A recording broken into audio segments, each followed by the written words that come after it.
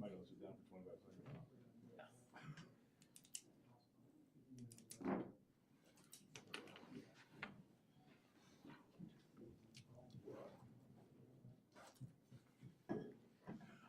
I walked up and I had 20 seconds and I wasn't going to sit down, so.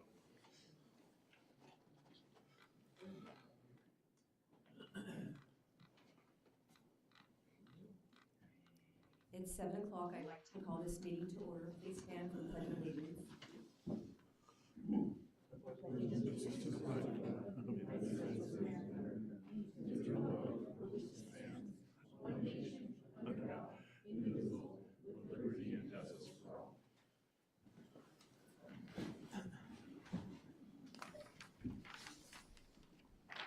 Next item is agenda comments. Does anybody have any thing they want to talk about that is related to the agenda? You can come forward now. Seeing none, we'll move on to the next item, consent agenda. Any item may be removed from the consent agenda and considered separately by the request of a commissioner. Are there any questions for staff?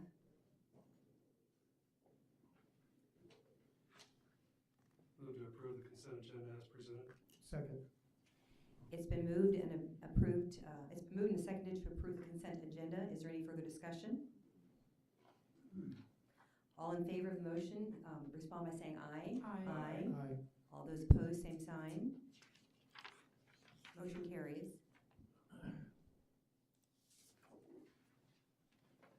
Next item is special presentation. Presentation of the 2024 Annual Comprehensive Financial Report by Adams Brown.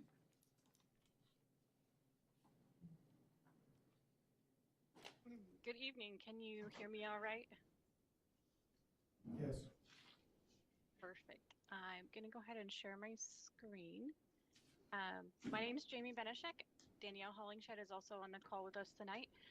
We're from Adams. It's an unmodified opinion. And then the second letter is in our audit report on compliance for each major program, and that again is an unmodified opinion. This here is your schedule of expenditures of federal awards. So in total, the city spent $13,846,000 in 2024. The majority of that is your KDAG revolving fund here, and then some coronavirus. The remainder of that was spent in 2024.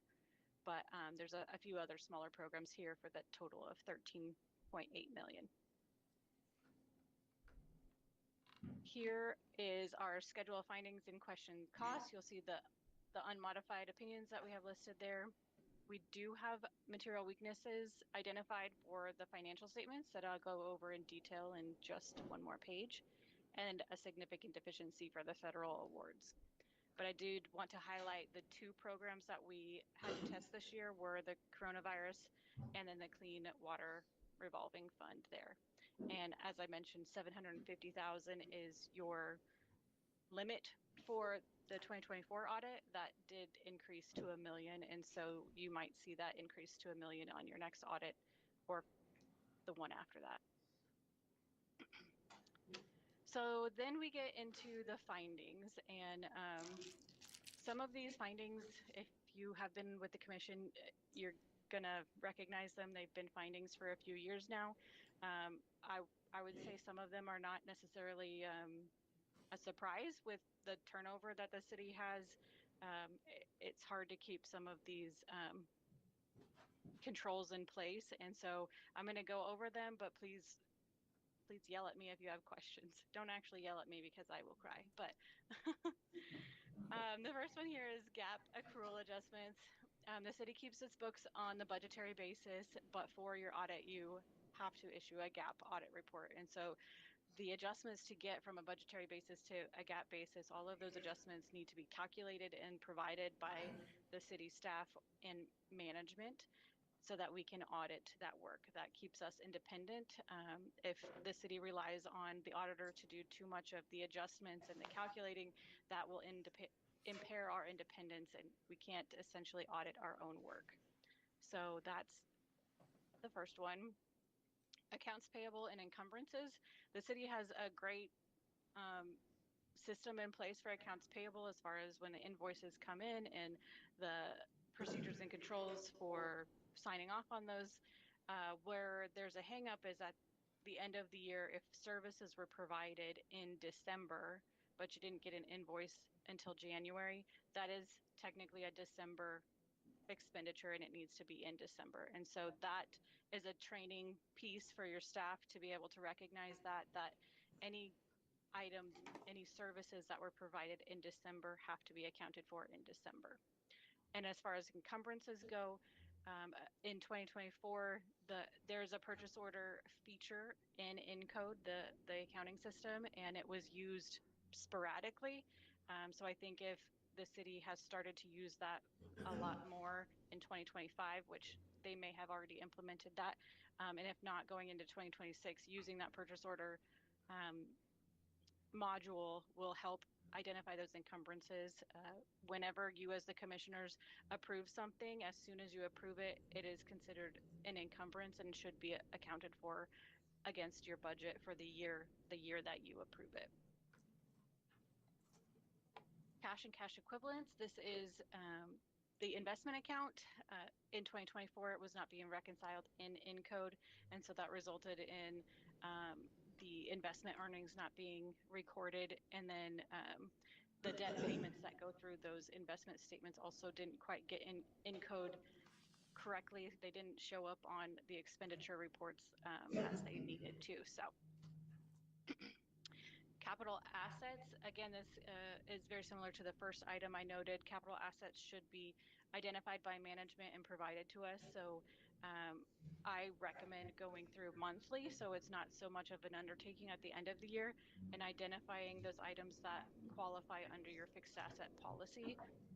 And then the items, the amounts, and the useful lives have to be provided to us so that we can audit those additions. And also the depreciation schedule should be reviewed for anything that has been junked or sold to be taken off the depreciation schedule. Segregation of duties. This is kind of an overarching item, which again, it's hard with so much turnover to keep some of these in place, but there should be a backup plan. Sometimes commissioners do need to step in and offer another form of oversight if they need to do that. Just making sure that somebody is prepping and somebody is reviewing, and then there's always a sign off, and that no one is doing every piece of the puzzle, and that there's oversight there.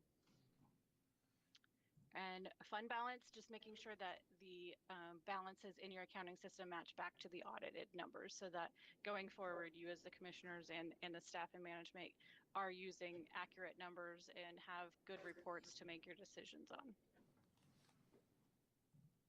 So that was all of the financial statement related findings. There's just one here that is specifically for the federal awards. So as I mentioned earlier, there were 2 programs that were tested. There's no findings for the KDHE revolving loan. There was just one finding for the coronavirus state and local fiscal recovery funds, and that's compliance. The compliance requirement was the reporting. There was a discrepancy in what was reported to the federal government for your expenditures for the period compared to what you actually spent. And so just making sure that those reports get submitted properly. This program has now ended, so it might not be an issue going forward, but the general gist of it is making sure if you're submitting reports that they actually match back to what they need to.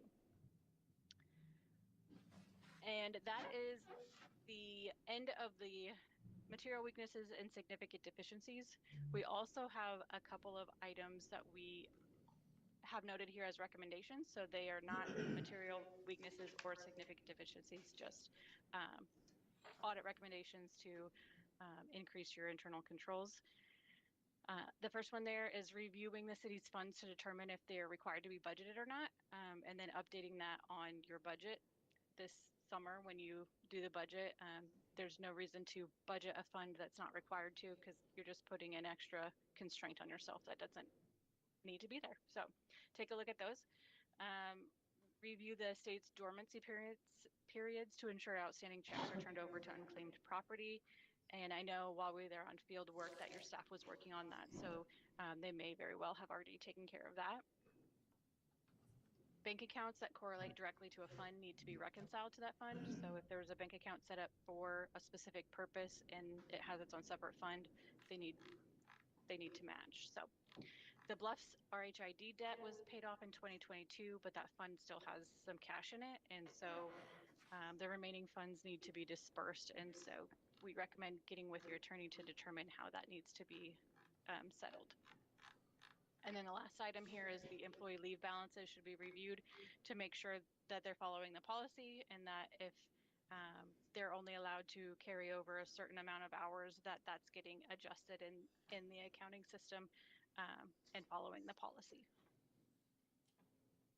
Okay, I went over a lot. Are there any questions over anything that I've gone over? Mr. Wilcox, do you have any follow-up for discrepancies that they have? How many were there? 6? The first 3 are already in place. The segregation of duties is in place as well. Hold on. It's all noted. Give me 1 sec while I pull it up. There's one report where what was reported and what was actually happened. So I reported those backwards. I reported money that was already spent compared to the money that we're going to spend. I reported it backwards. The bottom line was still the same at the 1.3 that was left. I called the hotline number after it happened, and they showed me how to fix it when we do our final reporting at the end of this year. Very well. So every year we get these findings, we have to do a corrective action plan. And I think I sent it to you guys as well.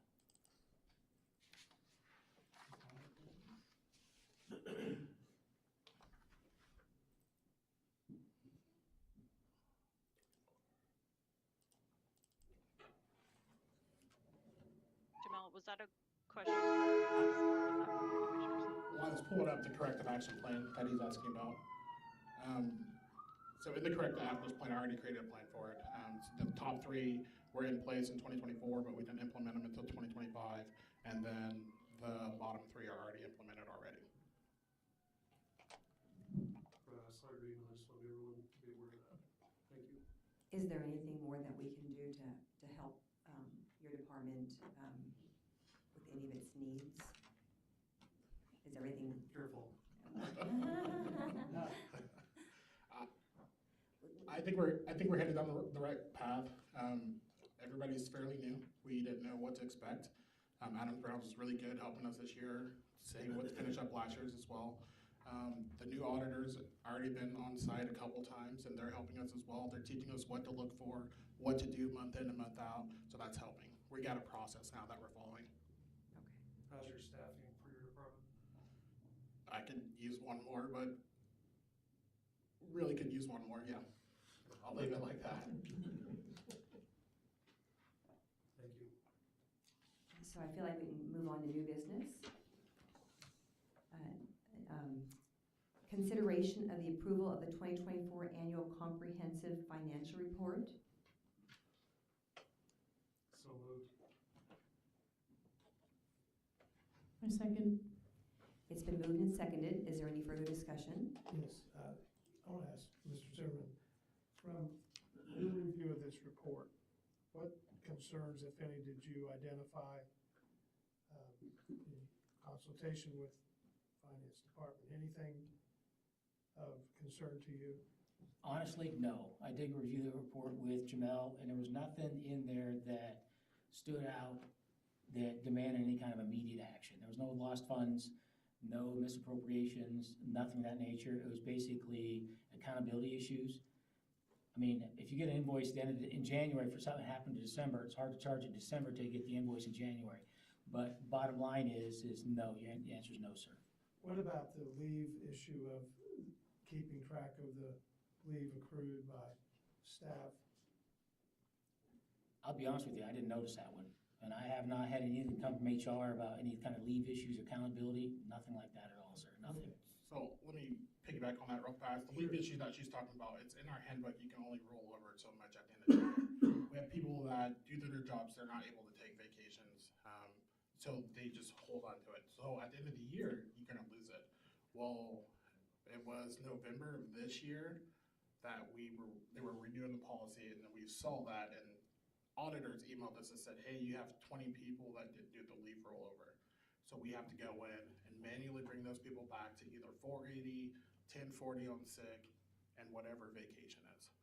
And so that process wasn't done for 2024 until late 2025, What month did you come on board? July of 24. Okay. Yeah. Thank you. If there's no further discussion, all those in favor say aye. Aye. Aye. All those opposed, same sign. Motion carries. Consideration of the IT request to purchase upgrades to the access control systems at various city-owned buildings required by CJIS and HIPPA in the amount of $170,801.69.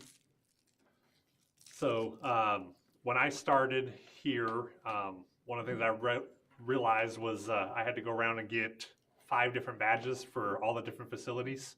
And so I ended up with a wallet that thick because each facility had its own system. They were all segregated. The fire department has 2 different stations, but the Kelly, the secretary for the fire department, she had to actually add every user in the fire department at both stations manually in order to have the access control that they have.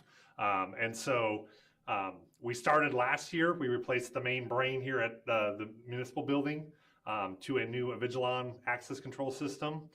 We use a Avigilon camera system, and so we can actually mirror the 2 together to where we can be able to see who's scanning the ID and check it, make sure that it actually is that person, and you're not using somebody else's ID card to get into some place you're not supposed to. But so we implemented that there, and then we started in the budget process looking at what it would take to replace the rest of the existing systems that we have across the city to get on one platform across the entire city. That way we're not having to duplicate people or hand out 5 ID badges just to get into facilities. So once the system is done, all the facilities will be on the same platform. You'll get 1 badge, and your badge will either work at that facility or it won't, depending on what your needs are. This includes the PD warehouse, the new police department building, this building, and then both fire stations. I think that was it. I think those were the 6. CJIS is a criminal justice information system. So federal regulation from the FBI pushed down says, hey, if you have criminal justice information, it has to be protected from unauthorized access. So like the records department, where they've got all the paper copies of different things, has to be behind certain protections. The existing system is, I don't know when it was put in place, but it's old enough to where it doesn't have the secure encryption that we have nowadays. And so to get up to the standard that is required from CGIS, we need to put this this encryption level in. So we have our own private encryption key from HID that we'll put across the city, and it'll make it a lot harder for people to even try to get into those areas without a proper badge. I have a couple questions. Okay. Are these CGIS standards ever revamped every 2 years, 5 years? Could we anticipate running into this expense in the future?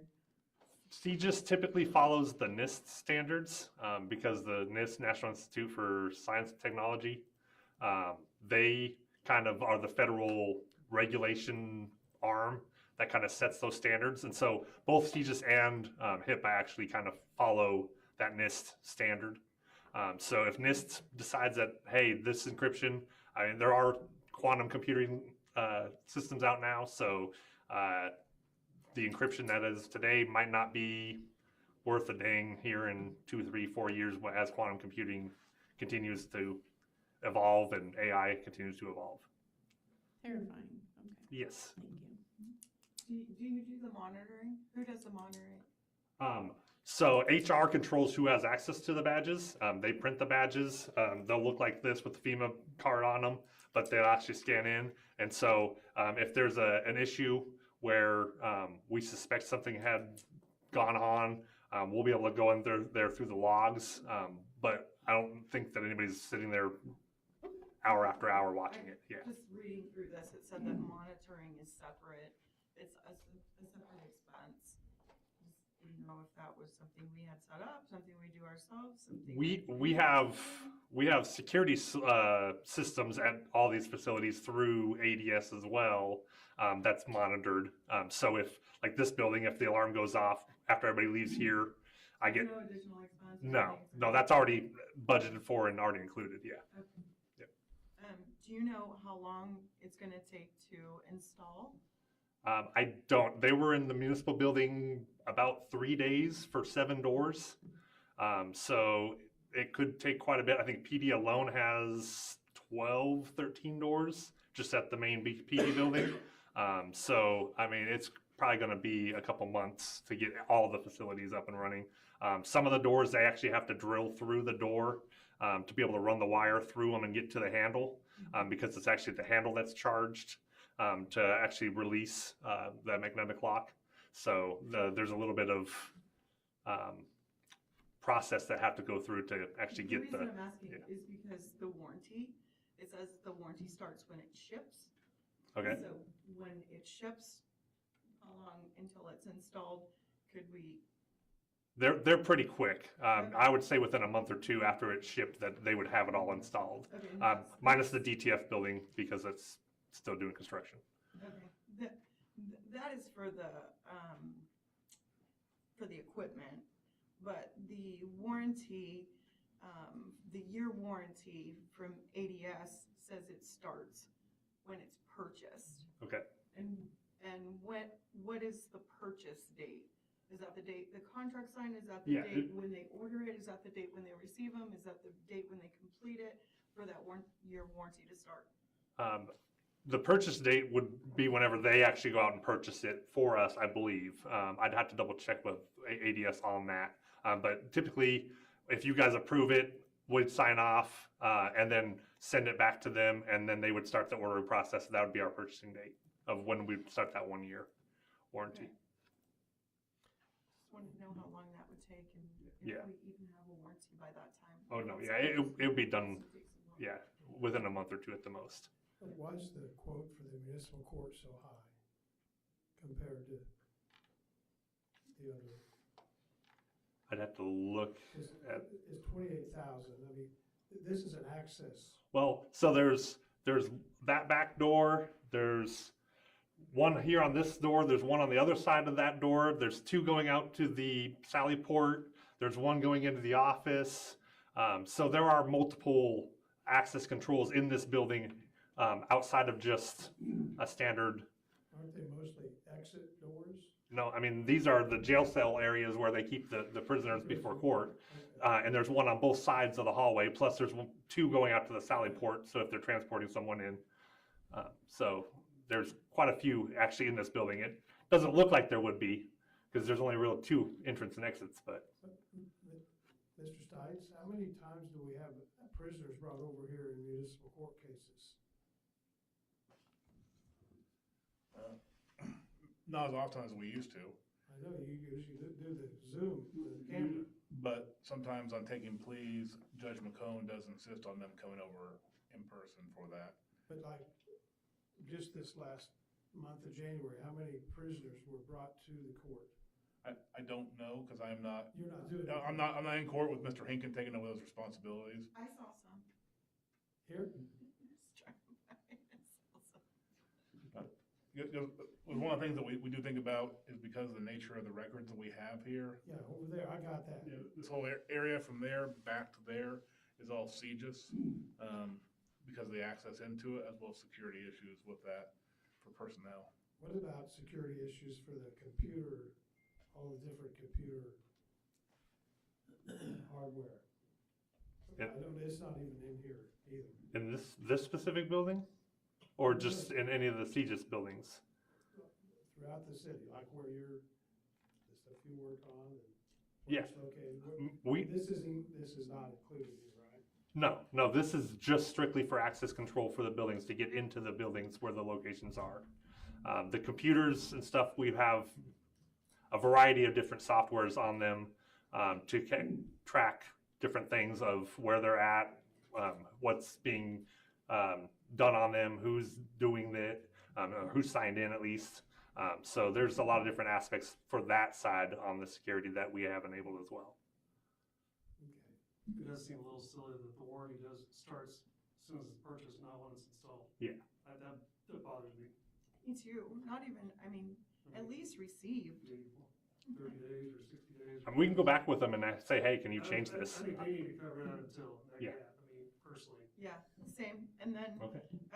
they want 50% upfront with 30% when it's received, or 20% when it's received and 30%. Why are we paying 50% upfront before we even get the product when our warranty is starting, before we even know what we have? A lot of those projects like that, they ask for the 50% to start the order process so that they can get the stuff on hand. Yeah. For Yeah. equipment, which it's not. Yeah, because even like the camera quote last month or whatever, it was 50% up and then 51 at the end. So that's typically just the ordering aspect, but we can go back with the caveat if you guys approve tonight, say, hey, can you cover that warranty or push it until you get it I'd like installed? to see the warranty start when it's installed. Okay. How long do we have to get up to par for this? I mean, there's no real set requirement. I don't know when our next FBI audit is. We did have a KCGIS, so the KBI came and did an audit last year and identified some deficiencies that we're working on. But you have KBI comes and does an audit every so often, and FBI comes and does an audit every so often to make sure that you're in compliance with the CJIS guidelines. Okay, so we have time to pursue these conversations. Understood. So do you know how to proceed based on the outcome of this conversation? I mean, if you guys want to approve it with the caveat that we go back and change those terms, I'm sure Mr. Stites can draft something up for that, to cover that. So moved. Second. It's been moved and seconded. Is there any further discussion? Yeah, my only question is, every door is gonna have this access code like in this building, correct? Not every door. The front door? Yeah. Probably not. Nothing up in the front door, but the door into their office and then this back door are the two public-facing doors that will have it. And then there are certain doors that we identified earlier. Yeah, I just, I haven't been doing municipal court work for 2 years now, but I very rarely saw a prisoner here, but there aren't that many trials, but I'm just concerned that we're just paying for access to doors that are not used very much anyway. I mean, technically, it would be a matter of just someone getting in here, period, right? It's not. Yeah, like I mean, per if you go in instance. through that back door, if the access control's not on, you can walk all the way up to the front where their office space is. It's gonna be a mistake not to have everyone secured. Yeah, so I mean, there are ways to get all the way up there. And since there's CJIS information, if the FBI finds out that we don't adequately protect the CJIS information, because court and PD have access to it, that would cut off potentially the police department's access to IIII, NCIC, all that, and other information of CJIS. But that's some of the collateral implications if we don't try to get compliant with the FBI on that. Okay. So it's been moved and seconded. We've had a discussion. All those in favor respond by saying aye. Aye. Aye. All those opposed, same sign. Motion carries. Thank you. Consideration of the request to award the bid for the Grant Avenue Street Maintenance 2-inch mill overlay and overlay to Schilling Construction Company in the amount of $1,292,882.60. Madam Mayor, Commissioners, we went up for bid for Grant Avenue. Call Valley put out a bid advertisement, Dealing Union, city website and direct solicitation. We had a bid opening on January 21st. We had 3 qualified bidders for this project. One was Schilling Construction out of Manhattan for $1,292,882.60. Buyer Construction was $1,321,839.30. And APAC Shears out of Kansas was $1,626,066.65. The engineer's estimate on this project was $1,680,629, and Schilling's bid was $387,746.40 under the engineer's estimate. The Grant Avenue project consists of a mill and overlay of 2.2 miles of roadway. City staff recommends the award the bid to Schilling Construction of Manhattan, Kansas, for the Grant Avenue street maintenance project in the amount of $1,292,882.60. I'd be happy to answer any questions you may have. Have we done work with this contractor in the past? No, we have not. For Schilling, we have not. Understood. They do a lot of work around the area though. As you know, I've expressed my concern about the east end of Grand Avenue on both sides. It's my understanding, I've talked to 2 people, this isn't just coming from me, 2 people that are knowledgeable in the area. Are those bumps and everything gonna have to be graded off, or are they gonna be reflected up from the 2-inch overlay? No, when they mill it, they'll take those bumps out of the. So we're gonna do that as a part, they know that that's part of this. Correct. Specs, that they're gonna take those bumps out. Correct. When are they gonna start? We'll have to look and see when we do when you award this bid, we'll get with them and find out. We'll get set a pre-construction meeting, and then we set out the time period for time. If that's part of the contract, that they're gonna do that, why can't they do it right away? Mr. Osborne, did you say they had to have it done by July 1? July part, they have to have It has to be the project. completed by Yes. July 1, correct? Well, I'm asking a different question. If they get the award of the bid, why can't they smooth it out right away before they? Because you don't want to leave an exposed area milled out like that. I'm not talking about exposing it, I'm talking about leveling it off. You mean grinding it? Yes, sir. Why would you want to spend $22,000 to grind? No, you just said it's part of their bid, I thought, that they're gonna No, grind it in. the part of the build is the mill and overlay. They're gonna mill it, which will take off the bumps, and then they'll lay that new surface down. Okay, so I'm just trying to understand, Okay. why couldn't they mill it right now? Because if you mill it right now and it gets exposed to the weather that we're having right now, you could cause more damage to underneath the pavement. Is that the only way to grind it down, is to mill it? Yeah, I mean, you can grind just to grind is you're talking about 2 different type of deals. Grinding is one thing, milling is another, where you take that surface off and then you put a new surface back on it. Okay, so is the grinding part of this contract? That's my question. No, there's no grinding on it, it's just milling over it. Milling roasts out the whole surface, just like I you know take a that. real piece I of understand sandpaper that. over. I understand that. What I've been concerned about is that, thousands of cars drive over that, and I really think it's kind of a shame that we have to deal with this, and it's not already smooth. And so, the other roadway that Air did the work on to the west of there is fine. I thought they did a fine job, but I thought that, you know, the way that work was done on the east side is not quality work. That's Well, all. you're talking two different type of approaches. They tore the whole thing out, removed this whole big I piece, understand. and we were trying to do little patches. So you're talking two different type of applications, and you're not gonna get the smoothest deal when you're patching small areas versus taking out a whole section and doing that whole section. Well, anyway, okay. I'm glad we're doing the job, that's for sure. It needs it. I just don't want those, personally, I do not want to see those bumps that are there refracted and reflected in the overlay. And you're assuring me that that'll be done. Yeah, should take it right out with the milling up. When they take the milling, they'll take that right off. They take that course right off of there. Okay, thank you. Can we revisit the aforementioned July date? Did I hear correctly that this work is to be completed by July? Correct. From my understanding, Where are we getting that time frame from? it was set in the bid specifications.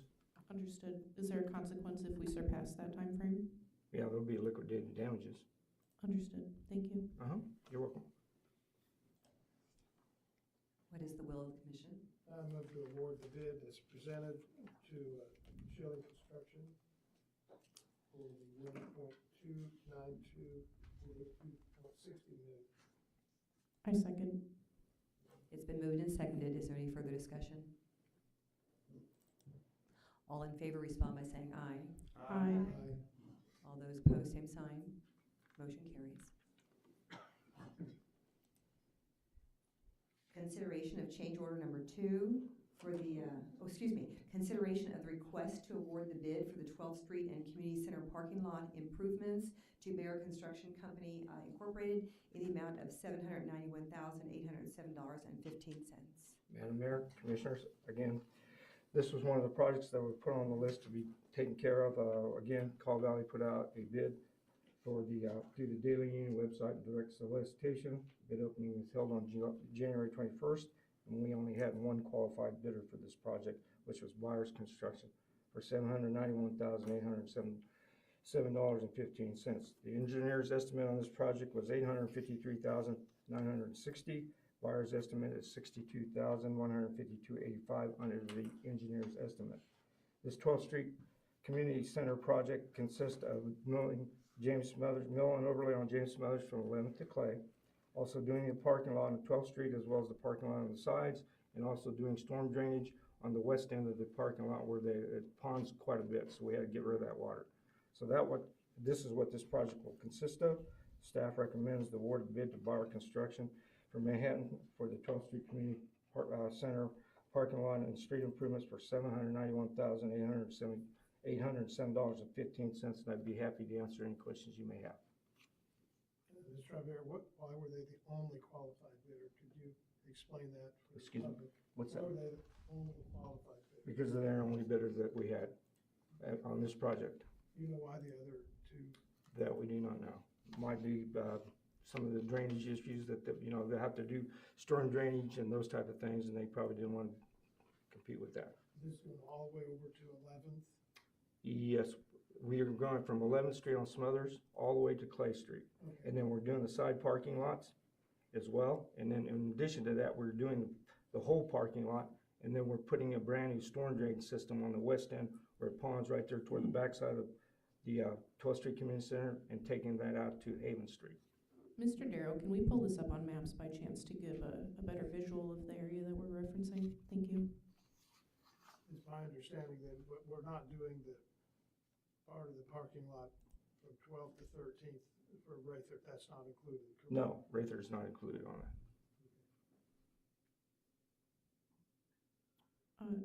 Mr. Ibarra, once he has that visual pulled up, can you rerun us through the scope of this project? Okay. Starting at 11th Street.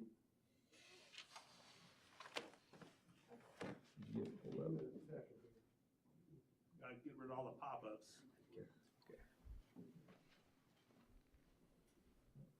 There you go. There you go, to your left.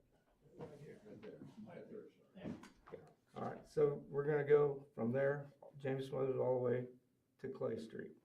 We're gonna do all this side parking, We're gonna do all this parking in here, and then we're gonna put a new storm drain right here where it ponds water like a lake and take it over to Haven Street. Makes sense. Thank you. You're welcome. That's very helpful. I have one other thought. All the baseball games that go on, we need to communicate for parking for the Brigade baseball. Yes, we'll do that. They're gonna do it in phases so that we don't take all the parking spaces away. The roadway on Grand Avenue, we talked about that design, you're raising it up so the water doesn't pond? No, not on this project. I know, but why don't you raise this up so it doesn't pond? I'm just asking. Because of the cost to raise the road up a foot out of the floodplain. I'm talking about the parking lot. What he's saying is, why aren't we raising up the parking lot, Ray? But I think you're putting drainage in, right. so you don't have to raise it up. Oh, okay, because that won't take it out of there. The way that the parking lot's configured right there in that section, Right. there's no way to get that water out of there other than pipe it and take it back over this storm drain over here. Yeah, I think we'd end up passing the buck to our neighboring citizens otherwise. Thank you. You're welcome. I have one more question, potentially unrelated but within the same scope. It was noted that the bid came in under the engineer's estimate, and I feel like we've seen that pretty often. And I feel like we've also seen a lot of change orders as well in the past.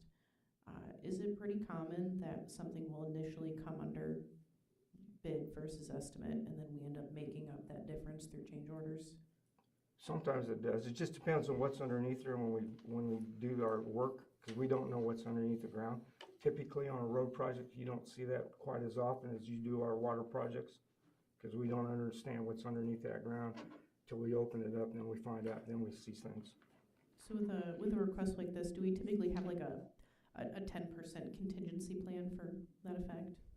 I don't know if it's 10%. Yeah, I'm pulling numbers out here. Jamel, what is the?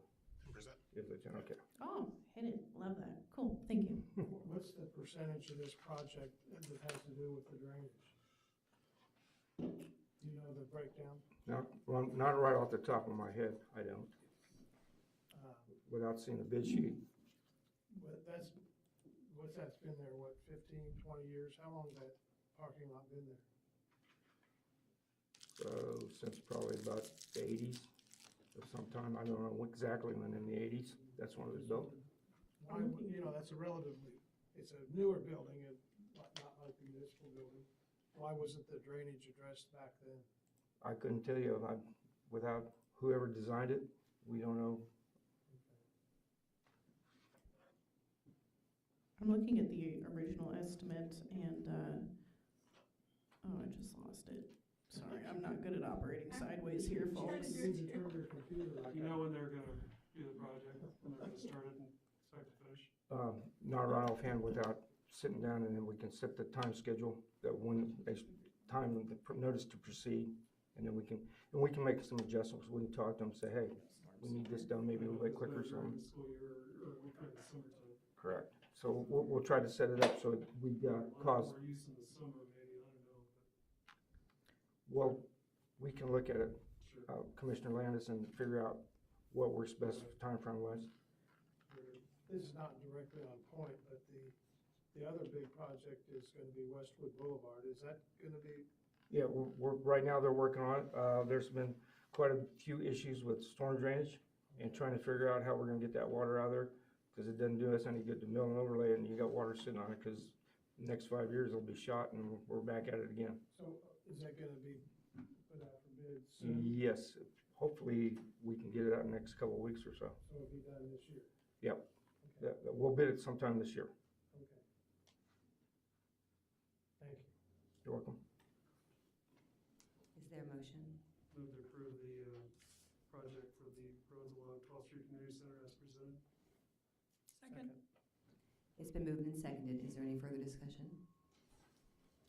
All those in favor respond by saying aye. Aye.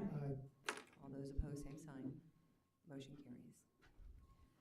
Next item, consideration of change order number 2 for the 2024 street maintenance project in the amount of $251,248.10 for concrete for 9 drive entrances. Madam Mayor, Commissioners, Back in, December 17th, 2024, the commission, approved change order number 1 to APAC, and it was a deduct of $32,428.57, which reduced the contract to $1,549,854.68. Change order 2 is an increase to close out this project, which is $251,248.10. This increase is due to 9 drive entrances which total 266 square yards and 800 lineal feet of curb and gutter on West Sixth Street and 43 square yards of ADA ramps. And there's 1,202 lineal foot of curb and 58 square yards of valley gutter on Clay Street in front of the food pantry. This was prior request during the project that we do this Sixth Street driveways by the commission, and then also from previous city manager to try to help out the food pantry when the food pantry is being built.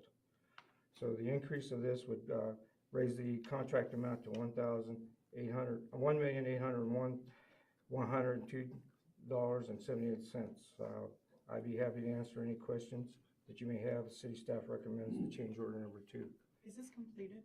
Yes, this will be a closeout of this project. Is this normally a city's responsibility? As far as, ma'am? The driveways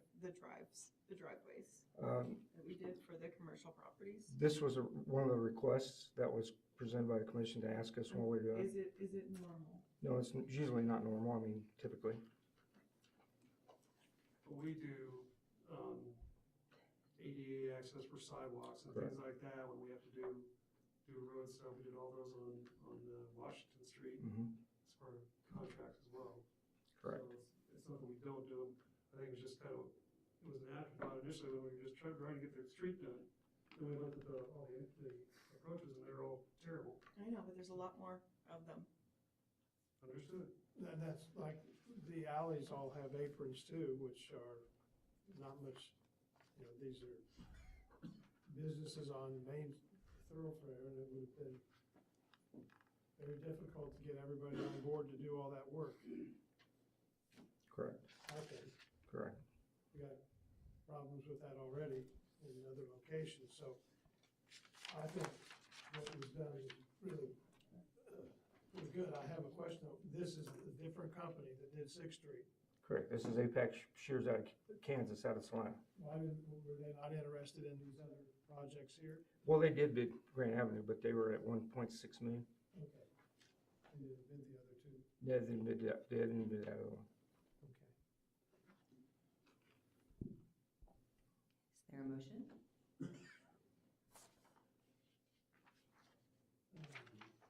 That one other question, why did it take this long to get this to us? Just out of curiosity and not, because the project was done last summer. That I couldn't tell you. I don't know why they held back that long. So it was them holding Correct. back? Well, we were waiting for them to give us the paperwork to be able to close out this project. Right, but everything that they did and the closeout numbers, you reviewed them and Correct. they're appropriate. Right. We looked at all the totals to make sure the tonnages were right, the cement quantities were right and everything. Okay, thank you. You're welcome. Move to approve change order number 2, for Second. 2024 street maintenance project as presented. Second. Moved and seconded. Is there any further discussion? All those in favor respond by saying aye. Aye. Aye. All those opposed, same sign. Motion carries. Consideration of change order number 7 for the 2025 alley repairs project in the amount of $37,396.20 for additional stabilization measures. All right, Madam Mayor, Commissioners, this will be my last time up here, we hope. All right, Not the last time, tonight maybe. tonight, you're correct. All right, on June 17th, the City Commission approved change order number 6 for the 2025 alley project, and that was an amount of $21,395.05. Change order 7 is for additional large rock to stabilize the base in the alleys between 4th and 5th Street from Washington to Franklin. The half alley between 7th and 8th Street from Washington West, and the alley between 7th and 8th Street from Washington to Franklin, and the alley between 8th and 9th from Washington to East 9th Street. and water barrier for foundation and drainage plumbage. This increases the contract from $522,344.46 to $559,740.66.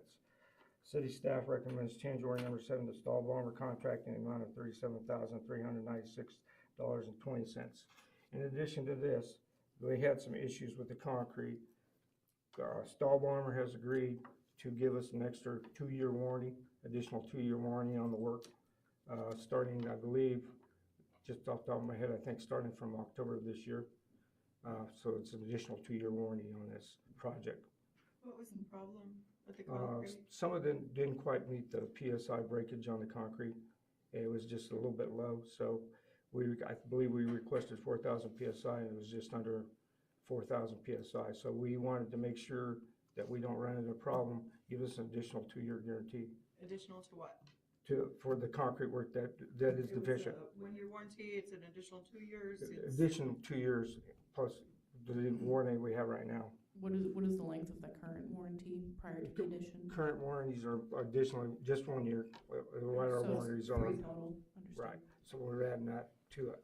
Wasn't there some disagreement as to how the testing was done and when it was done and what was tested?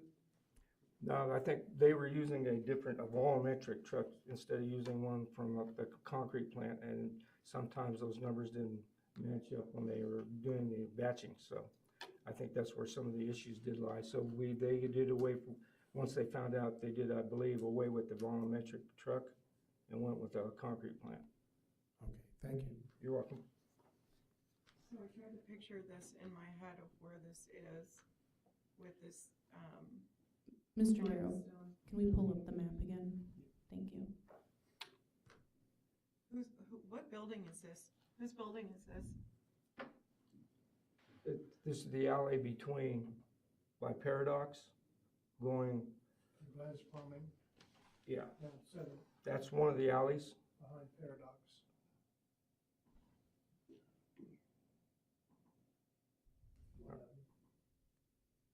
All right. So it'd be that alley right there. Oh, yeah. And then we did the alley on 7th and 8th.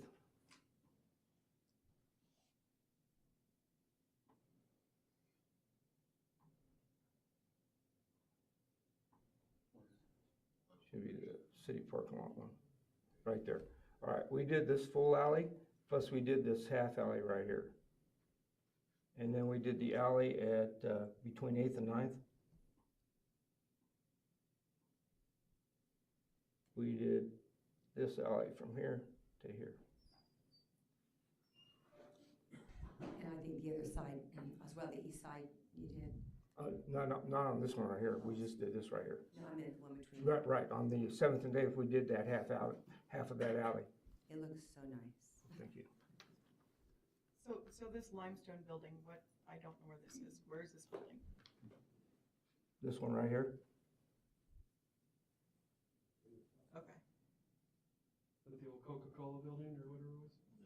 No, isn't it what do they call it, the birthing center? Oh, the Junction City Pregnancy Center, that's Yeah. where the new 9th Street mural is.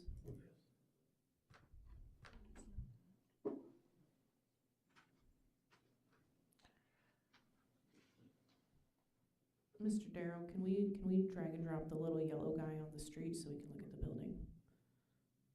Thank you. Okay, my reason for asking, I'm not sure where this building is, was that we're doing a water barrier to stop the foundation issues. What it was all the rain that we had during that time frame, we had to put some kind of protection against the building, so, because they were having issues with water seeping down through the open excavation. Is this a city building? Just curious. No, Yeah. Half a click. A little more. A little more. Right there, stop, turn left. With the Back up a little red awnings. there, that alley. One to the courthouse. I don't think that's the one she's talking about. No, it'd be, It's not. I'm looking at this picture. I don't know if you can see that. It might be the one on, between 7th and 8th. 7th and 8th. Yes.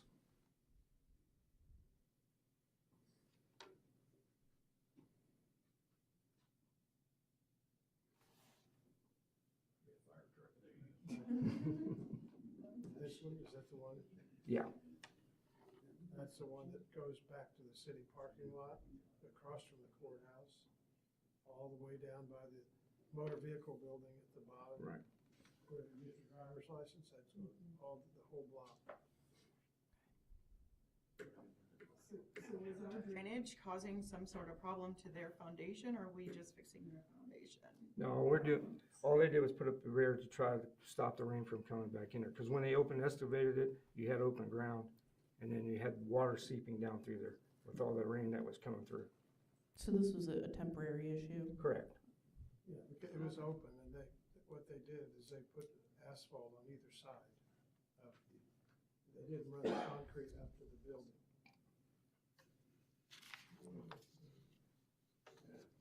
They showed it in the picture, the other picture back here. You can see the asphalt on the side.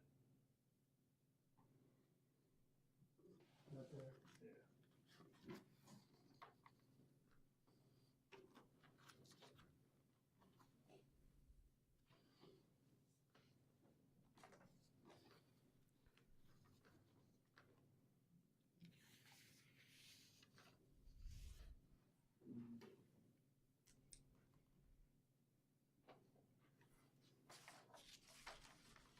Was the stabilization of rock, the extra rock, is that what that was all about?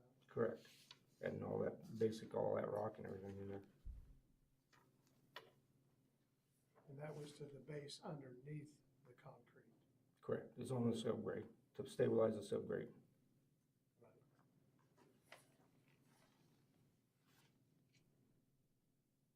Any more questions? Move to approve change order number 7 as presented. Second. It's been moved and seconded. Is there any further discussion? All those in favor respond by saying aye. Aye. Aye. All those opposed, same sign. Motion carries. Thank you, Madam Mayor, Commissioners. Consideration of ordinance number S3324, administration lot merger of 705 and 729 East 7th Street. Mayor's Commissioners, Christopher Stragast, Community Development Director. In December, I received a request from the property owner of 705 and 729 East 7th Street to do an administrative lot merger to expand their growing business in that property.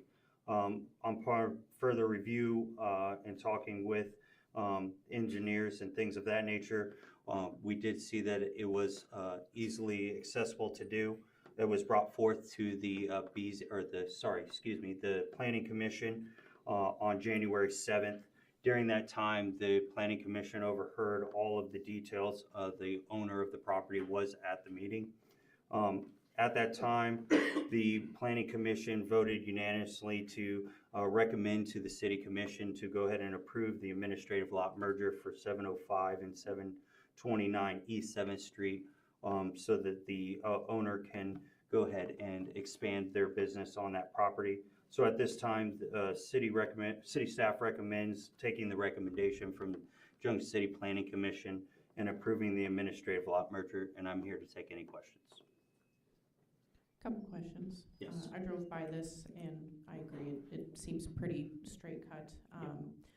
Just curious as a new commissioner, when we're merging these parcels, does it also, first question is, does it merge the address so it would just be 705 or just 729? That is correct, Vice Mayor. Yes, that is correct. It would turn into 705, and 729 would be taken away. Understood. Second question, I'm not sure what the zoning of the parcels independently was at this time. Do we need to anticipate any change of zoning through No. allowing this? So zoning will stay. Both the zonings were the same zoning.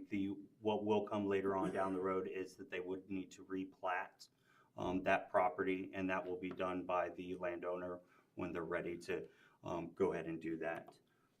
They don't do it all at once. The reason that they do the administrative lot merger at first is to go ahead and get the property together so that they continue to grow their business. And then as they're getting ready to go ahead and build either a new building or a secondary structure on there, they'll go ahead and do the replatting at that time.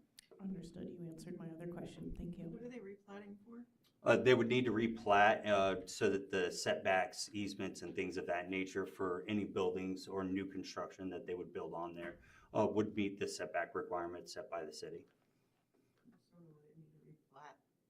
Well, so as of right now, you have two platted lands that have their own setback requirements, their own easement requirements. Now that we've merged that, now those setbacks and easements are obsolete. So when they go to build a new property on there, they would need to replat to ensure that those setbacks are set for those guidelines so that bulk regulations, height regulations, and things of those natures can be met.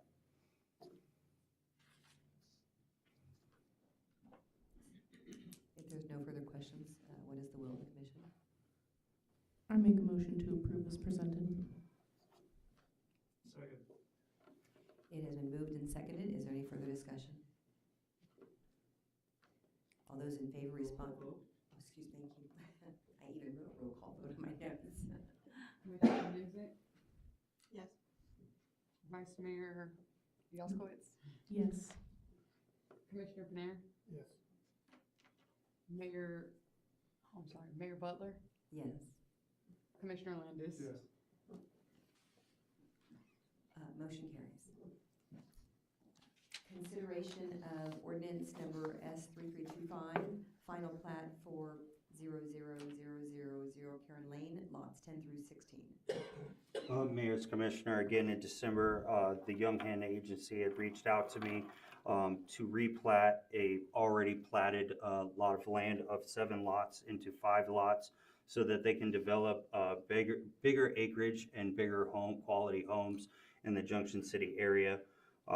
Looking over the process and talking with engineers, we did decide that this would be appropriate for the area. It was then brought forth to the Planning Commission. During that time, we discussed all of the required actions there for the setbacks.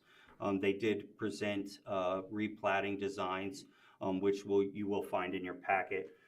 After going through the extensive talk, the Planning Commission did unanimously vote, not unanimously, 4 with 1 abstain, did decide to go ahead and approve to the City Commission to go ahead and approve the replat for 000 Karen Lane, lots 7 through 16. And I'm here to take any questions at this time. Was there any commentary from the one no vote as to why? He is a local builder and developer in town, so he decided to pull himself out of that vote. So it was abstainment? Yes, Understood. abstain, yes. Thank you. It said lots 10 through, 10 through 16. you said 7. Oh, I am so sorry. So it was 7 lots total down to 5 lots. I'm so sorry. Is there a motion?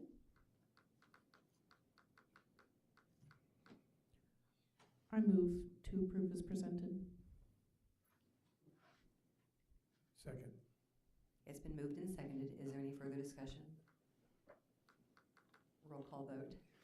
Mayor Butler, Yes. Commissioner Panera, Yes. Commissioner Newsick, Yes. Vice Mayor Yaskowitz, Yes. Commissioner Landis. Yes. Next item is consideration of resolution number R3124, authorizing the city to abate conditions at 803 West 4th Street in violation of section 235.080 of the city code.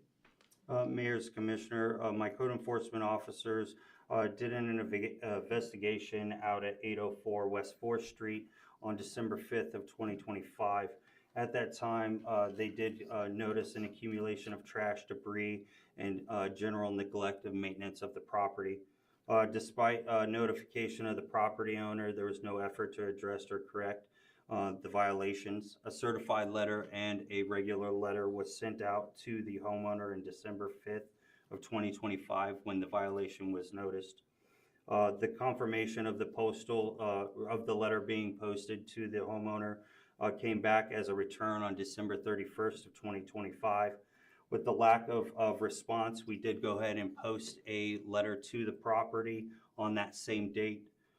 As of right now, there has been no communication from the property owners, and the staff is recommending that we go ahead and, or recommending the staff or the commission to approve the abatement for 805 West 4th Street for the cleaning up of debris,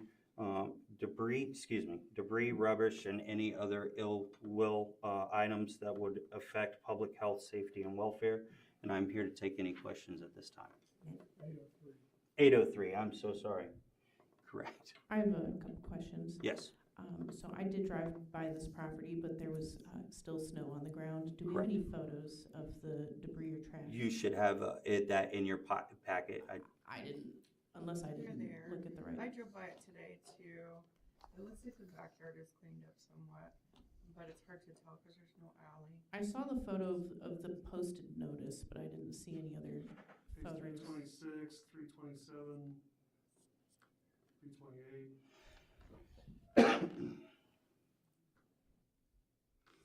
Now, with that being stated, if my abatement team does go out there and they happen to see that these abatement or these issues have been fixed without no communication to my department, we will then at that time go ahead and close the case with no further actions to the homeowner and no liens towards the taxes. So there will be no retribution for if there is nothing found out there. So when you say your abatement team, the city does it itself, is that correct? The code enforcement officers go out there. The job is bidded out by RFP to the contractors that we use throughout the city. As of right now, we use about 5 different companies. So they'll go ahead and do a bidding process with that. And then once that bidding process is brought forth to me, we do go ahead and approve. I was able to locate the photos, thank you. I noticed that typically the cost of that abatement is taken out of the, I believe, the blight fund, if I had it pulled up correctly. That is correct, yes. The general, or, yes, that is correct, Vice Mayor. It's the Blight Condemnation Fund, General Fund, which is estimated this year for $65,000 for this year. My understanding is that we bill them for that. That is correct. They have an opportunity to pay that bill, or they have an opportunity to clean it up before my team gets out there. If they don't clean it up and we do have to go out there, then that money is taken out of our general fund and paid. The homeowner is then billed. They have an X amount of time to pay that bill. If they have not paid that bill, then it will go straight onto the lien for taxes. Understood. I don't expect an exact response to my next question, just ballparking here. How often would you say that they don't fulfill that payment and it gets to that point? I can say that 9 times out of 10, they do not. Understood. You guys will see it come August or October timeframe. Around that timeframe, my department does do a audit of that is sent over to the county. That you guys will see a report for that of what gets signed off and sent over to liens. Have we ever surpassed that budget? No, I have, since my tenure, no, we have not surpassed that budget. Understood. Thank you. Yep. Move to approve resolution 3124 as presented. Second. It's been moved and seconded. Is there any further discussion? All those in favor respond by saying aye. Aye. Aye. All those opposed, same sign. Motion carries. Consideration of resolution number R3126, authorizing the city to abate conditions at 1615 Pierce Avenue in violation of section 235.080 of the city code. Again, mayors, commissioners, my team went out on September 10th of 2025 to conduct blighting and code enforcement throughout the area.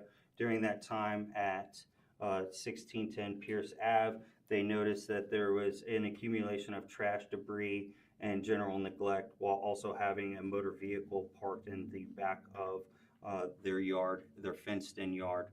Due to jurisdiction and the Fourth Amendment laws, we are not allowed to physically go into the fence without permission or jurisdiction permission given by you.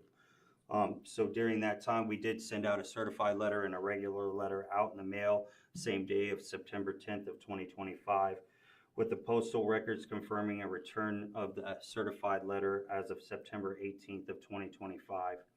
The following lack of response, there was a posted copy of that letter given out on October 7th of 2025 at 4:06 p.m. With no, since we have not had any communications due to that, staff is recommending to approve the abatement of the property at 1615 Pierce Ave in accordance to to restore public health and safety and welfare. And I'm here to take any questions at this time. I just want to say I drove by and cars removed. If that is the case, Mayor, then, or I'm sorry, Commissioner, that will not be abated or There's put on the still bill. tires, Yeah. but that neighborhood has a lot of tires. Yeah, yes, unfortunately. But the car is gone. Yeah, we're not doing anything to the structure. So the structure is a different process, Commissioner, that's under the IMPC. That was brought to my attention by, I'm just saying, we're talking about. we're just talking about the rubbish around but the property, the actual physical structure itself was brought to my attention, and there is an open investigation on it. I'm not trying to bring it to your attention. I'm trying Hey, to- I thought it looked in great shape. Somebody's been working on it. Yes, there's a few, I think they came in and started doing some of the work, yes.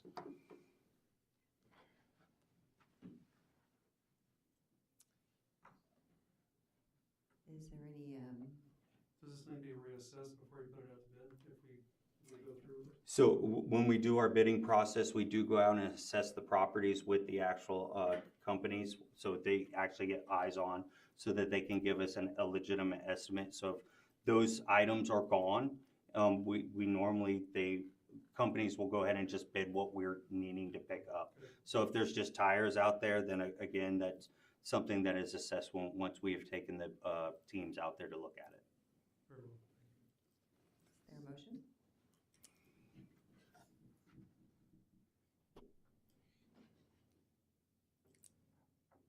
Move to approve resolution 3126 as presented. Second.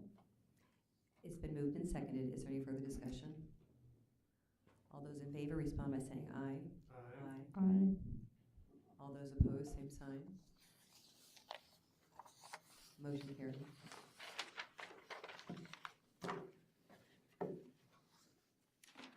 So next item is unfinished business. Consideration of the request for a 6-month extension on 424 West 13th Street, dangerous and unsafe structure. Mayor's Commissioner, this was brought to your guys' attention, or excuse me, the Commission's attention in March 21st of 23. Since then, Mr. Taylor from Taylor & Taylor LLC has been working on not only this property, but 2 other parcels within the community that are close to this parcel.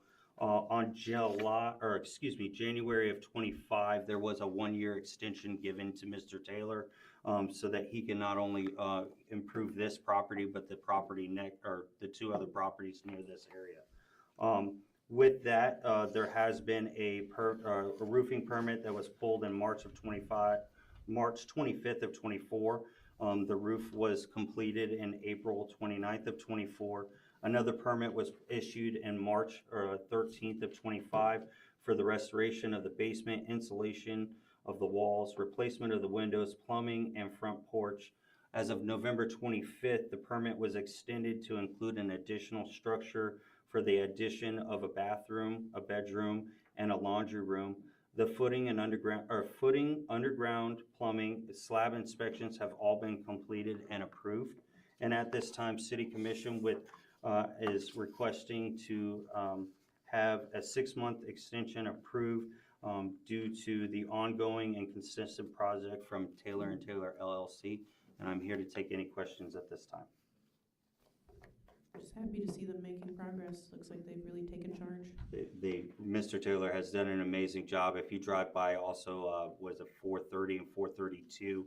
Those are the other two properties that he has also been working on. I believe one is actually has been completed. So he's done a magnificent job of taking 3 structures that were dilapidated and making them beautiful in the community. It's actually 4. He's done 3 on 12th Street, and he's been working on this. I represent Mr. Taylor, and originally led his case to save those 3 properties. He's here. So he owned them originally? No, he bought them. Yeah, he bought it from a local. Mr. Taylor's here, and he Oh. If you like, Mr. Taylor. Is it okay? Is it okay? Yes, sir. Thank you for the space. Thank you for the opportunity. I appreciate all your help, sir. I'll answer, when I, first, Taylor & Taylor purchased the 4 properties, 1213 North Jackson Street. That's that house where it looks like the roof is touching the ground. 430 West 12th Street is currently blue now. It is completed. That home is a reintegration home for women who may come from a domestic violence relationship or addiction, substance use, or anything like that. Also, 1213 is the same way. If you pass by 430 West 12th Street right now, you'll see Condon Signing finishing up. It's like a lime green color. That will be a sober living home for women. Now, the women are in that area. There are homes for the men. We normally don't publish the address of those, but being here, I think you deserve a right to know where they are for the protection of the ladies, for them. So when they come in, they stay there.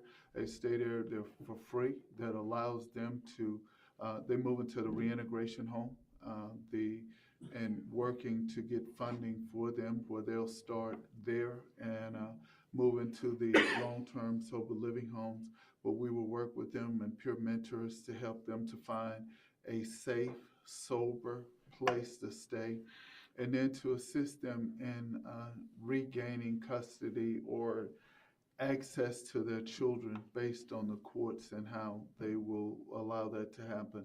Most of our clients, the men, are in 2 different homes, on 12th Street and one on 726th Street. They are involved in the drug court here in Junction City, or they may be involved in drug court outside of this area for them to remain sober. And it all falls under the umbrella of the Restoration Center. Taylor & Taylor is the entity that buys the property. The Restoration Center is the substance abuse agency that provides the drug and alcohol, the care.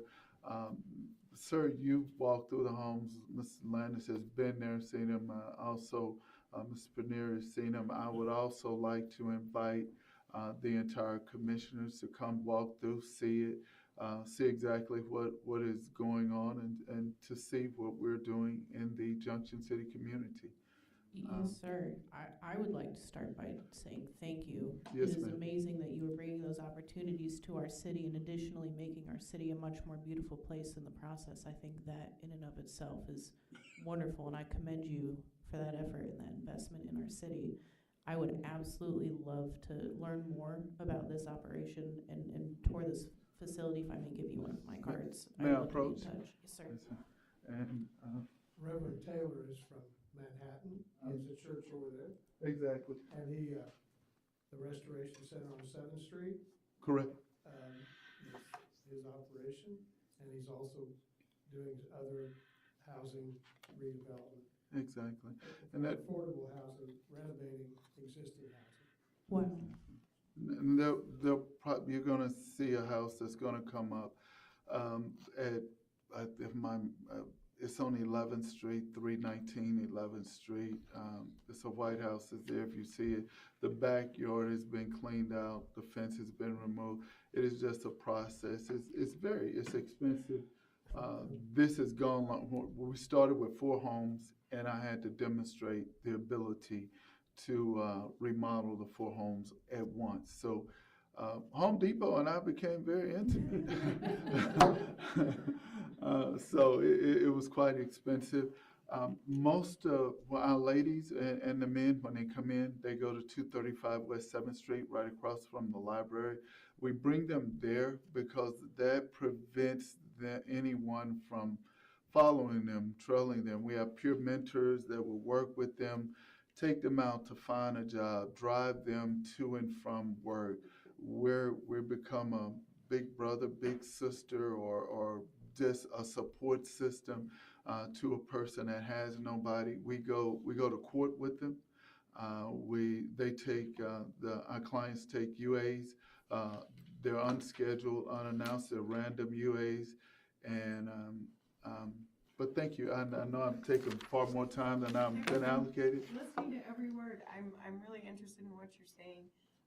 That I know we have a lot of people in need here. Yes, ma'am. And I don't know what is it just Teller and Teller? Is it a nonprofit? Where do you get your funding from? We are a 501c. If I can, Taylor and Taylor is the entity that purchases the properties. The Restoration Center will lease the properties from Taylor and Taylor to separate the two. And the 501c3 is the Restoration Center itself. So we will function, and inside the homes, the Restoration Center is responsible for hiring the staff, employing the staff, and maintaining the clinicians that are there. Off the top of my head, I think we have the clinical director is LSCSW, Patricia Wilcox. Our program directors, we have 4 program directors. We have a person that's in charge of the men's program. He's finishing up a PhD program now. We have Nicole is a LMSW with, also has the addiction background.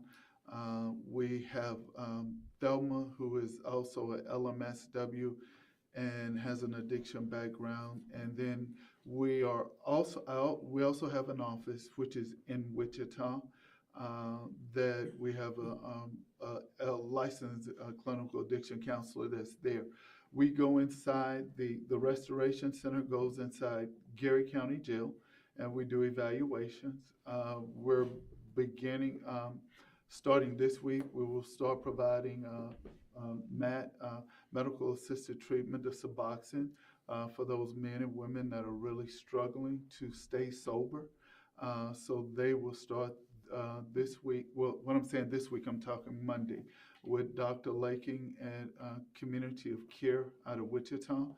And we also go inside Raleigh County Jail. We're in both jails, Raleigh County, Gary County. Curtis Jackson goes in there. We work with our men and women. If you're going to ask me, at some point a person probably does need to go to a correctional facility, but I'm always going to advocate for treatment over them being placed in prison, unless there are other extenuating. If it's just drugs and alcohol, failure to report those things, I don't think a correctional facility will fix that. I mean, no disrespect on this side of the room. Amen to that. I agree wholeheartedly. So I know we have a lot of nonprofits here that do they connect in some way? Are they? No? I think I work with most of them. The shelter that's just reopened, women that are like ladies that are coming there right now. One of the major challenges we have is just it's not enough just to have a good heart to want to work with the men or the women, but you also have to have a skill set. You still have to, our electronic health record, you've got to be good with a computer. You got to go in. So we're going back now. The home that is at 432, the blue house sits here. The green house is in the middle. That white house is on the corner of 12th Street. Could you help me, sir? 12th and Jackson. 12th and Jackson. No, that's 424. That's on 13th Street, and that's right across from it. I've looked at a couple of. We have shortages of daycare, and that's one of the biggest challenges that we have. Why our ladies don't have their children is I can't find enough daycare space for them. So if the children can't go to daycare, then the mom is going to have to. I mean, what are we going to do? That we're dead in the water at the beginning. And so if you pull it up, 420, I don't know if it shows the current homes now. It's 430 or 432 West 12th Street. Thank you for your patience, sir. Thank you. And now, those houses was what society called trap houses. For those that don't know, those were just drug houses, folks in there just getting high. And so they look completely different now. And go, Only one block off. that's it. That is the old, yeah, that's the old 432. That's what it used to look like. So ride by tomorrow and keep this picture in your mind. And that's what it looked like. 432 was even worse. So I'll be around at the end. I hope I get a chance just to we can exchange numbers and schedule a time that anybody, to include the public, welcome to come through. We'll make sure that the ladies are out to protect their identity and to protect their safety. And but thank you for your space. Thank you so much. Were there any other questions for me? Oh, fine. I would highly encourage all of you to be with him and tour the facilities and meet some of the staff. It's really very impressive what he's done and continues to do. Thank you. Do we know how to get a hold of you? I can say, I didn't bring my cards in. I've been I'll in. send you his phone number through email tomorrow. Excellent. It's on my calendar for Thursday afternoon. Yeah, Carl's we'll be meeting Thursday. Yeah. Beautiful. Thank you. Thank you. Thank you. Commissioner, one of your questions was, does the other agencies reach out? I was given a task right before the beginning of the year for the tax sale that was coming up for last year, to find buildings that were in similar incidences, to possibly have them looked at so that we can repair them. So we're not just tearing those buildings down. I did find 2 that happened to fit the criterias for those agencies. Again, the information was passed on to the city manager, which passed it on to those agencies. Again, what they did with that information, I am not sure. Move to approve the 6-month extension on the property at 424 West 13th Street. as Second. presented. Yeah. It's been moved and seconded. Is there any further discussion? All those in favor respond by saying aye. Aye. All those opposed, same sign. I'm abstaining because he is one of my clients. Motion carries. Thank you. City manager compensation. Madam Mayor, Commission, last meeting we had executive session over this. Based upon the discussion, I drafted an addendum. Also showed it to Mr. Zimmerman, based upon your discussion. And that is before you, that would, if approved, give Mr. Zimmerman a 6% raise as well as increase his vehicle stipend. I think it would be appropriate if we move into an executive session to discuss this before making any choices. Am I in a place to make that motion? Yep, I put in a recommended motion for that as well as conclusion. I also included the current contract as it is. Excellent. Let's see if I can do this right, folks. And then just, Vice Mayor, before we make the motion, just think about who you do and don't want to include. Yes. Because my sample motion has the HR director and myself, and then I did know there's a possibility you may or may not want to have Mr. Zimmerman in there, and I can see good for both of that, just depending what you want to do. Understood. I'll make this commentary before I make the motion. I will not include him in the executive session, as I expect once we return from executive session, there may be further public discussion or action taken at that time. So I do move that the commission recess for an executive session to include the city attorney and the human resources director for, let's do 15 minutes, starting at 8:33 p.m. to discuss matters regarding compensation for the city managers by commissioners. The justification for the executive session is to protect the privacy of the non-elected employee's personnel record and is provided by KSA 75-4319B1. The open meeting is to resume in this meeting at 8:48 p.m. Second. It's been moved and seconded. Is there any further discussion? All those in favor respond by saying aye. Aye. All those opposed, same sign.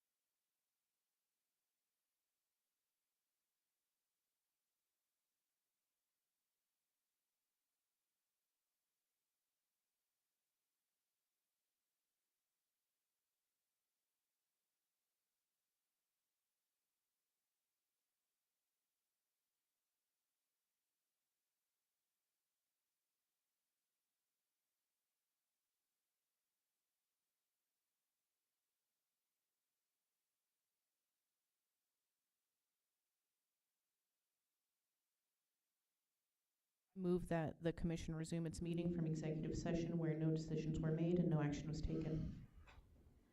Second.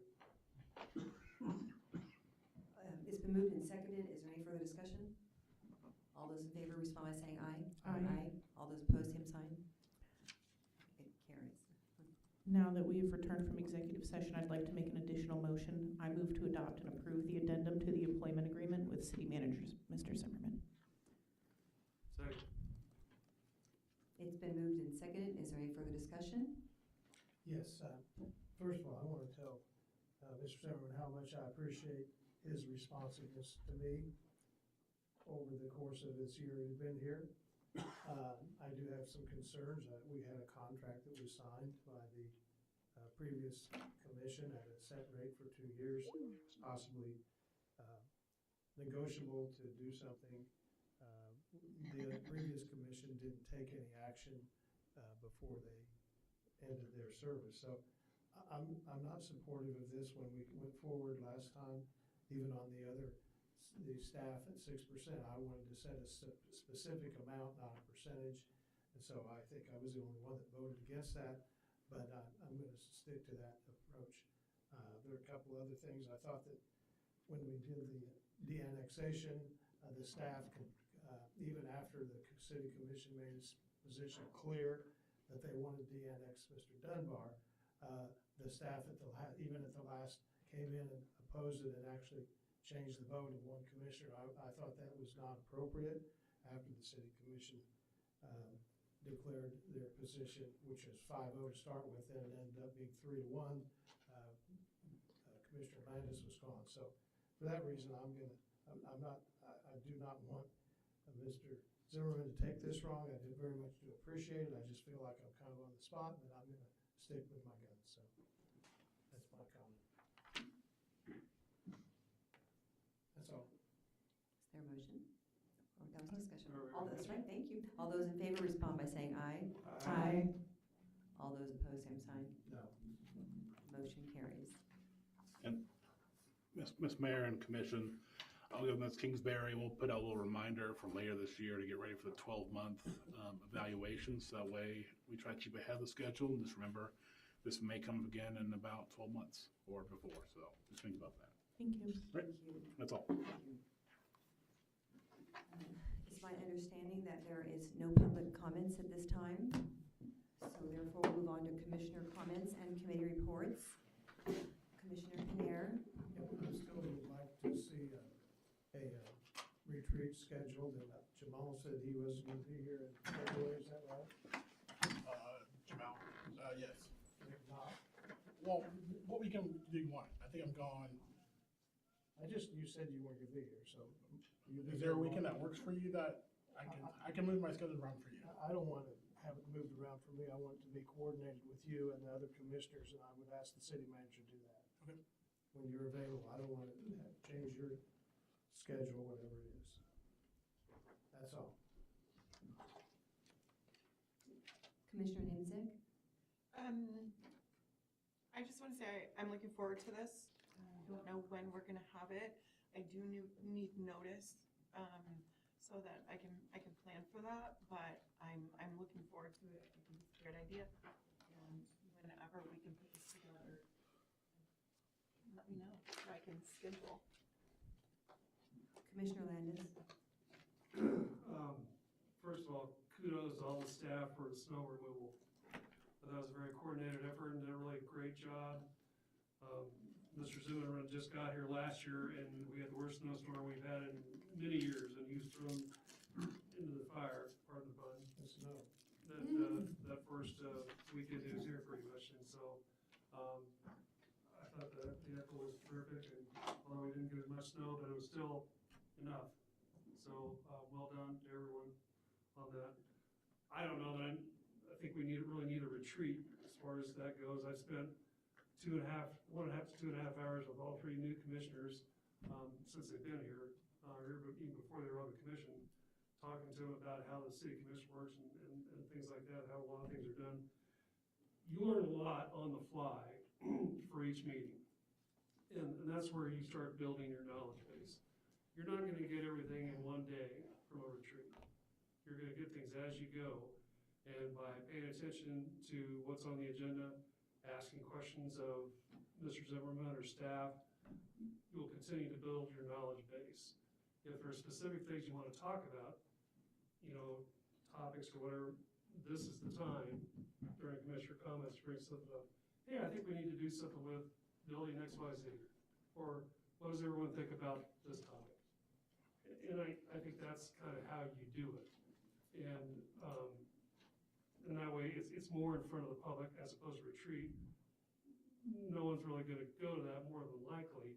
You know, pay attention to things and see what else is going on, not necessarily, but I don't necessarily see that we need one, in my opinion, because you're not gonna realize all the questions that you have in one day and cover every topic in one day and that kind of thing. But that's my 2 cents. I'll go if you wanna have one.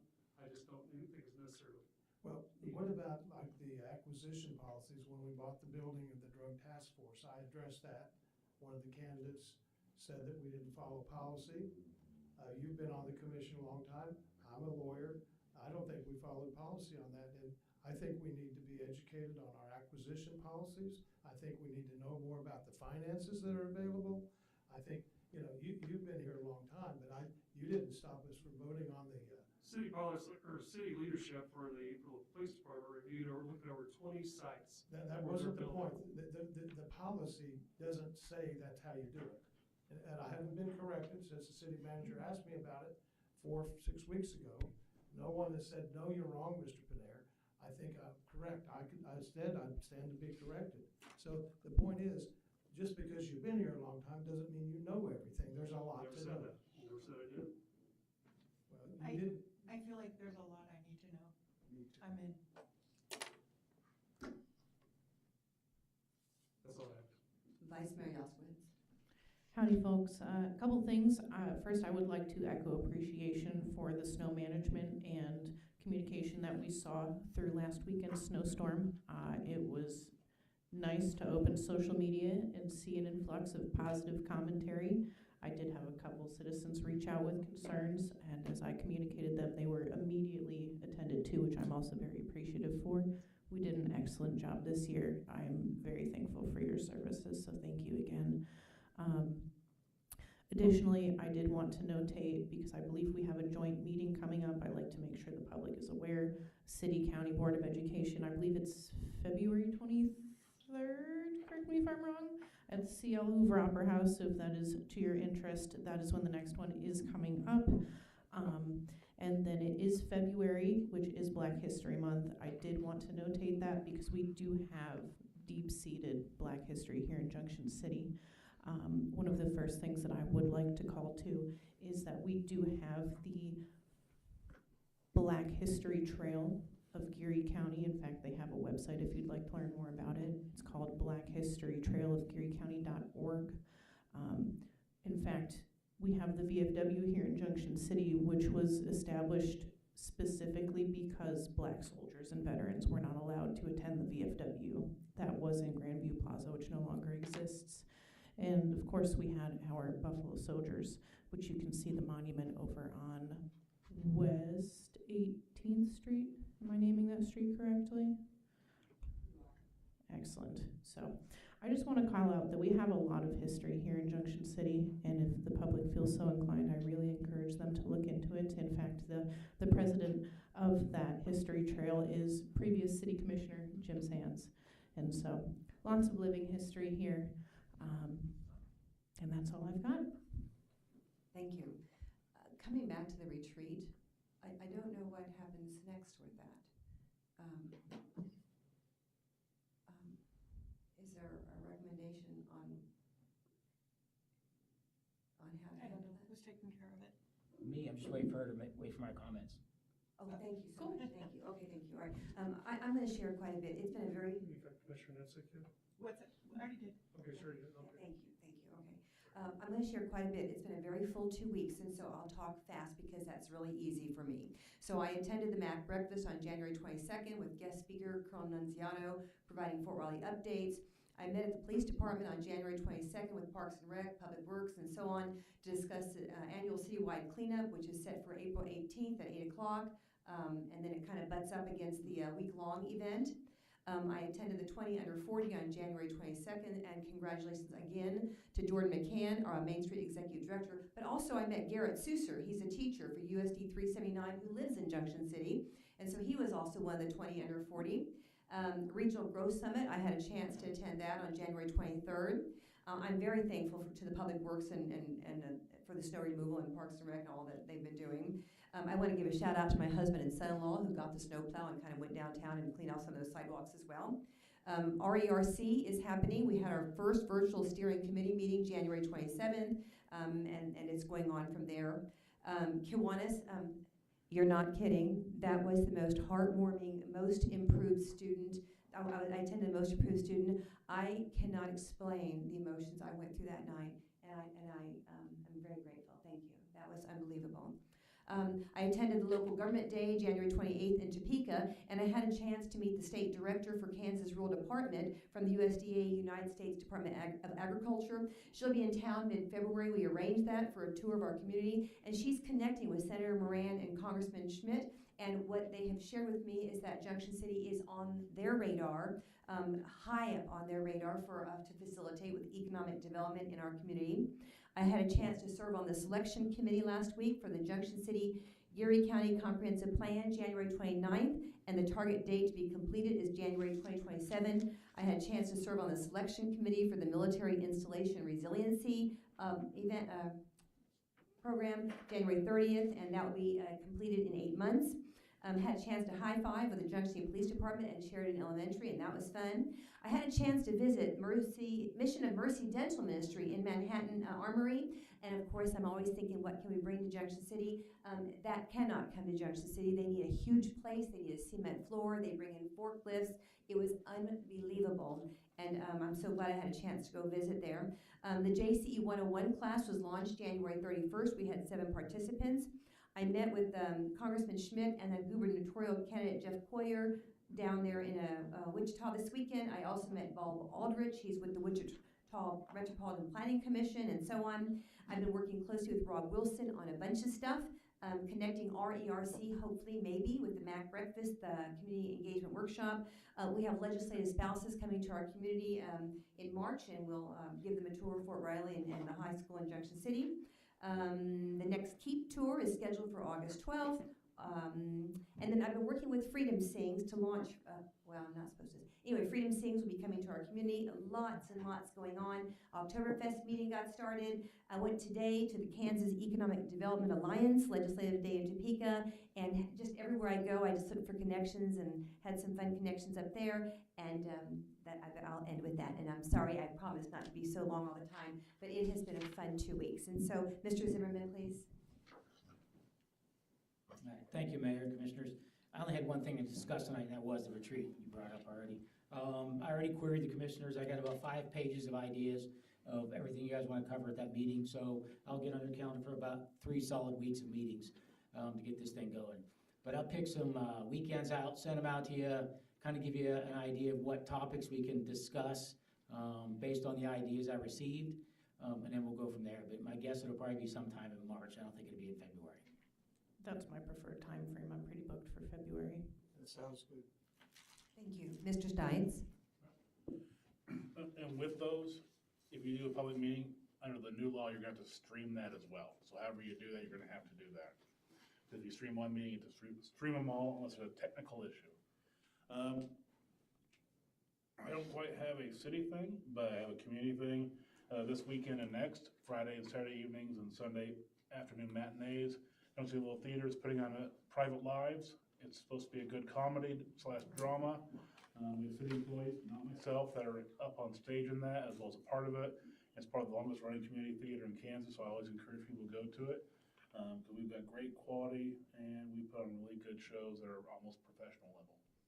And I encourage that, and we'll get the addendum taken care of, and then next time we'll be talking about public comment. Mr. Wilcox? Only thing I'm gonna suggest, if you do the retreat, please, like the week before or 2 weeks out, come see me, so we go over the little finances so you understand the gist of it, because there's no way I can cover city finance in half a day. That's all I have. Thank you. Mrs. Lorenzo? Mr. Guerrero. Mr. Ibarra. Mr. Osborne. Chief Lankus. Mr. Stracogast. Nothing there. Mr. Gray. Nothing there. Chief Nichols. Nothing from the police department. Thank you. Your name was next. Ms. Gray. She left. Ms. Kingsbury. And Ms. O'Shea.